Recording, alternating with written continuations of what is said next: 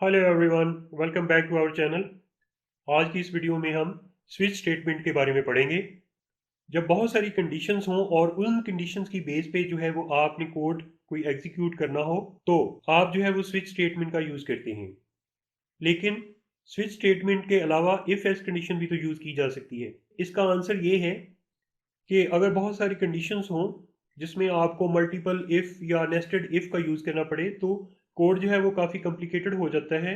तो समझने में और चीज़ों को कॉम्प्लेक्स बनाने की बजाय आपको चाहिए कि स्विच स्टेटमेंट का यूज़ करें। स्विच स्टेटमेंट जो है वो ईजी टू अंडरस्टैंड है और इसका सिंटैक्स जो है वो काफ़ी क्लियर होता है as compare to multiple if statements. तो स्विच स्टेटमेंट जो है उसकी कुछ लिमिटेशन भी है। स्विच स्टेटमेंट जो है जस्ट हम डिस्क्रीट वैल्यूज़ के साथ यूज़ कर सकते हैं, जैसे कि इंटीजर या करेक्टर वैल्यूज़ के साथ आप जो है वो यूज़ कर सकते हैं। फ्लोट वगैरह के साथ आप स्विच स्टेटमेंट का यूज़ नहीं कर सकते। कोड में हम जो है वो एक प्रॉब्लम लेते हैं कि हमने अगर यूज़र से कोई ग्रेड की इनपुट ली है किसी स्टूडेंट के लिए, तो अगर वो ए प्रेस करता है ग्रेड के लिए तो जो आउटपुट में एक्सीलेंट शो हो जाए। इसी तरह अगर ग्रेड बी है तो वेरी गुड, सी है तो गुड एंड डी है तो पुअर जो है वो आउटपुट में शो हो जाए। सिमिलरली आप जो है वो फेल को शो करेंगे अगर ग्रेड जो है वो एफ यूज़र एंटर कर देता है। तो ये जो आउटपुट है ये बेस करेगी आपकी डिफरेंट कंडीशंस पे। जिस तरह की यूज़र जो है वो इनपुट कर रहा है उसी तरह ये जो आपके रिमार्क्स हैं वो आउटपुट में शो होंगे। तो इसको स्विच स्टेटमेंट के ज़रिए हम करेंगे।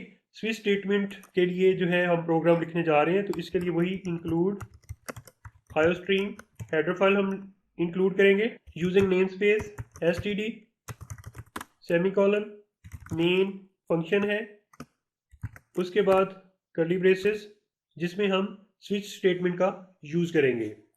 तो मैं यूज़र से इनपुट लूँगा सबसे पहले, तो उसके लिए जो है वो मैं आउटपुट एक मैसेज करवाऊँगा, please enter student grade semicolon cin करवाऊँगा किसी वेरिएबल में ग्रेड की वैल्यू को, तो मैं ग्रेड वेरिएबल का नाम रख देता हूँ सेमीकोलन।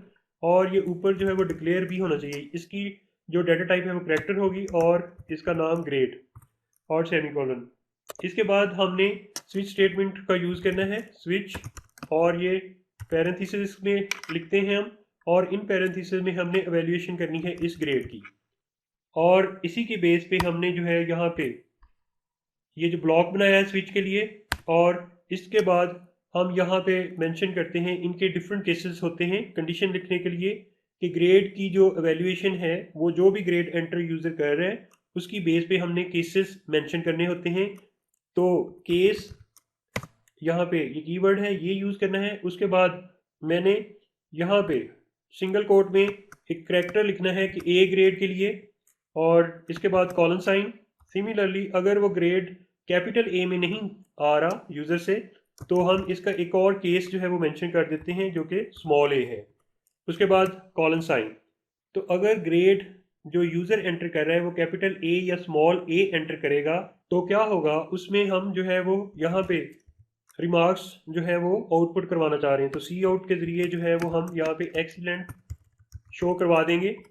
और इसी तरह एट द एंड जो है semi colon.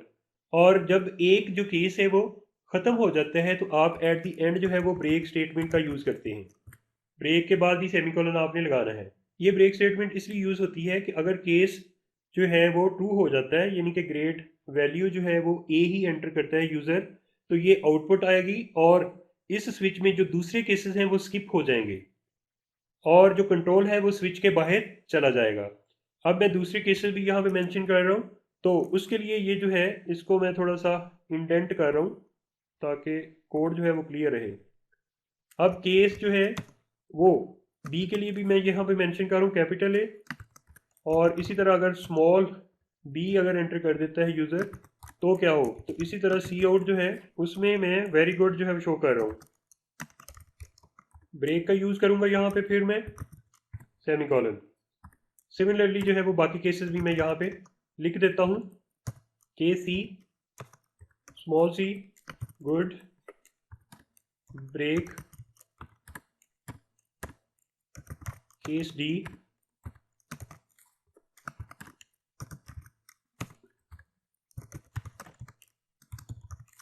Poor break statement semicolon.